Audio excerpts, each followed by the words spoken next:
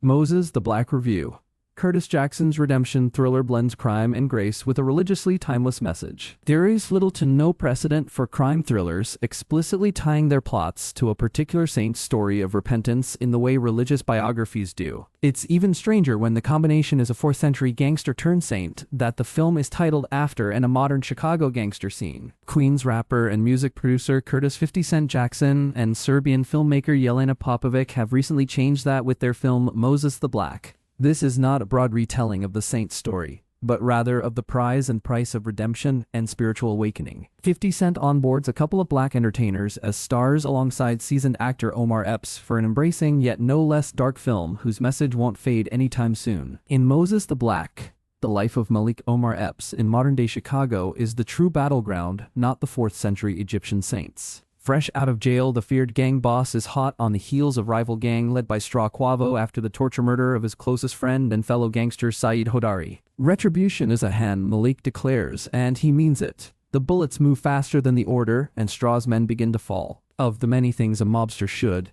and shouldn't be stoic and soft, sit at the head of both ends. Viewers meet him at the former, with reassuring fatalistic mantras such as the classic, "If I die tomorrow, I ain't got no regrets, my fate is my fate." That composure, however, begins to fracture when his grandmother, shortly before her death, holds up a metaphorical mirror, a prayer card of St. Moses the Black. Once a feared robber who found redemption through repentance, she tells Malik the saint's life bears an uncomfortable resemblance to his own. Such a lecture should hardly sink in with the crime boss, but it does with Malik. He finds himself increasingly conflicted about his line of business, and the body count it's left behind, both a friend and foe. When not sketching Saeed's likeness visiting his lover to add fresh ink to the world map tattoo stretched across his back, nothing telegraphs mobster bravado quite like it. He spends his private hours punctuated by visions of a teary-eyed Moses the Black striding deserts with lips full of psalms, penances, and Lord's prayers. This quiet transformation does not go unnoticed. The rank and file grow uneasy, whispering among themselves about their chief, the man who once moved with ruthless certainty who now hesitates at the edge of revenge. Moses the Black sells repercussions as loudly as it sells redemption. It reiterates the pithy saying that he who lives by the sword shall die by the sword. In other words, this is no clad morality tale with a happy ending. The wages of sin, both physical and spiritual, loom over the characters, symbolized in part by their wardrobe, almost entirely black, as if the film itself is a 100-minute funeral for their choices for better or worse. Of course, redemption itself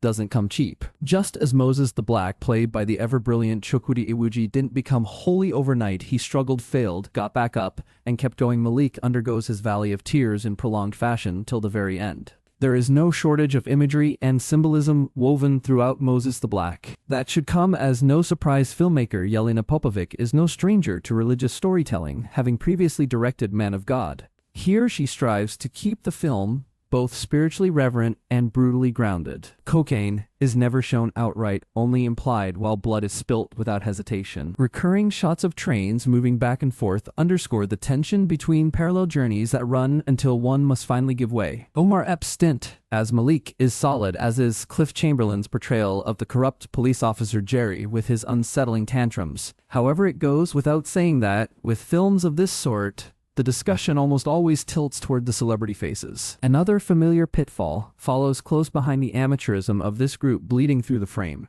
but never in Moses the Black. Rappers Wiz Khalifa, Quavo, and Skilla Baby are indistinguishable from other acts and are natural within the film's tonal register. Deontay Wilder, meanwhile, doesn't get to be anything more than a bouncer. None of them deliver performances fit for award season. But that is beside the point. The integration is seamless, and the film is better for it. Performance alone rarely sells the illusion in cinema.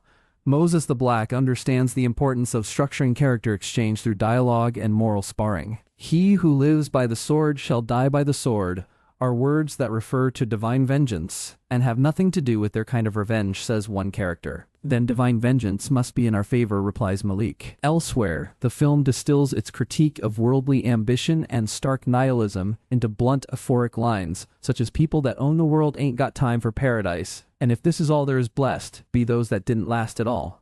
These are lines Quentin Tarantino himself would be proud of.